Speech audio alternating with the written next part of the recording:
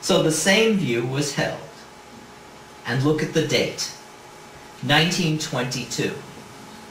The real Smyrniot Evgenidis, the real ones, were well-bred indeed.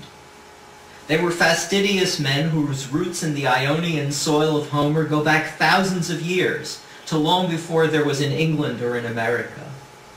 They spoke and wrote a perfect French and published French newspapers in Smyrna.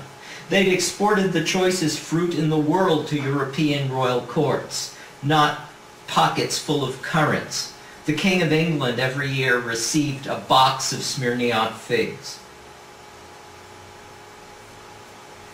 They raised families.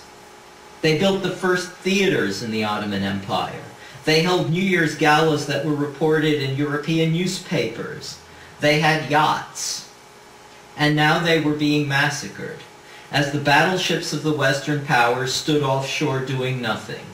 Eliot's brutal, dehumanizing caricature is all the more callous and heartless when one considers, and one cannot help but consider, its contemporary context. The people he's portraying with such cartoonish contempt were being exterminated even as he wrote. In Bucharest, in May of 1945, in the wake of the second genocide, a Holocaust survivor named Paul Celan, whose nom de plume was the anagram Celan, which we often mispronounce Celan in English, wrote a poem that was first published in Romanian as Tangul Morții, the Tango of Death. But it was his German version, which we could now look at, Todesfuge, Death Fugue, with its accusing overtones of Bach, that has become the defining poem of the Nazi Holocaust. Black milk of daybreak, we drink it at evening. We drink it at midday and morning. We drink it at night. We drink and we drink. We shovel a grave in the air. There you won't lie too cramped. A man, he plays with his vipers. He writes when it grows dark to Deutschland, your golden hair Margareta. He writes it and steps out of doors and the stars are all sparkling. He whistles his hounds to come close. He whistles his Jews into rows and has them shovel a grave in the ground. He commands us to play up for the dance. Black milk of daybreak, we drink you at night. We drink you at morning and midday. We drink you at evening. We drink and we drink. A man lives in the house. He plays with his vipers. He writes when it grows dark to Deutschland. Your golden hair, Margareta. Your ashen hair, Shulamit. We shovel a grave in the air. There you won't lie too cramped. He shouts, jab the earth deeper, you lot. There you others sing up and play. He grabs for the rod in his belt. He swings it. His eyes are so blue. Jab your spades deeper, you lot. There you others play on for the dancing. Black milk of daybreak. We drink you at night. We drink you at midday and morning. We drink you at evening. We drink and we drink. A man lives in the house. Your goldenest Har Margareta, your ashenest Har Shulamit. He plays with his vipers. He shouts, play death more sweetly. This death is a master from Deutschland. He shouts, scrape your strings darker. You'll rise up as smoke to the sky. You'll have a grave then in the clouds where you won't lie too cramped. Black milk of daybreak. We drink you at night. We drink you at midday. Death is a master aus Deutschland. We drink you at evening and morning. We drink and we drink. This death is ein Meister aus Deutschland. His eye, it is blue. He shoots you with shot made of lead. Shoots you level and true. A man lives in the house. Your goldenest Har Margareta. He looses his hounds on us. Grants us a grave in the air. He plays with his vipers and daydreams. Der Tod ist ein Meister aus Deutschland. Dein goldenes Har Margareta. Dein aschenes Har Shulamit. Jewish musicians were forced to play cheerful music at the concentration camps.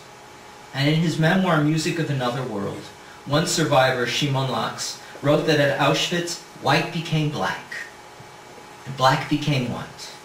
Values were turned around 180 degrees.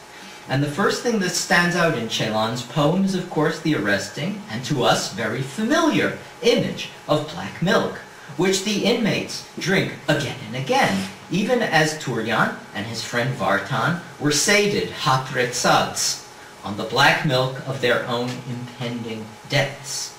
The concentration camp prisoners dig the earth, but the crematoria are to release the smoke of their burnt bodies into graves in the sky. There is a powerful and deliberate confusion of movement upwards and downwards, as though to underscore the laws of all normal coordinates, the perversion of being itself, that the creation of factories of death, of the machinery of death, has led to.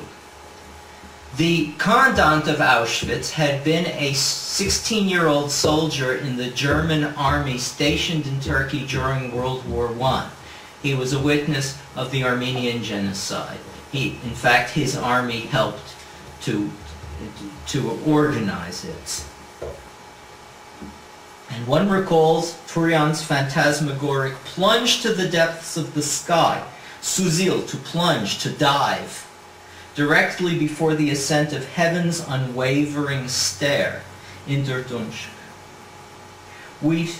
So below is above is below. Heaven and hell have changed places. We've seen that Tourian's tragic vision of his own fate merged with the destiny of his family and of his people. Leon Tourian's survival of the destruction of Smyrna, his murder in New York, remembered with horror by fathers of the Beat movement, the obliteration of the Armenian people from their own homeland, the bigotry against the Levantine Christians and the Jews exemplified by T.S. Eliot's hate-filled and hateful verses, fostered indifference to the fate of both a generation apart, and after the second genocide, Paul Celan was to discover independently, for his death fugue, the very same images and patterns, and the use of these patterns that Tourian had employed over 70 years before. Although Jewish painters and poets employ the symbolism of the crucifixion to evoke the atrocities committed against our own people, any Christian metaphor, but particularly this one, is still uncomfortable, in a way that it wasn't for Bedros, even though he still inverted it and desecrated it. After all, the root of anti-Semitism has always been the accusation of deicide, of the crucifixion. And in the inscriptions on the cloister's cross, for example, the Jews are identified with both their non-ancestors, the archetypal villains of Genesis, Cain and Ham,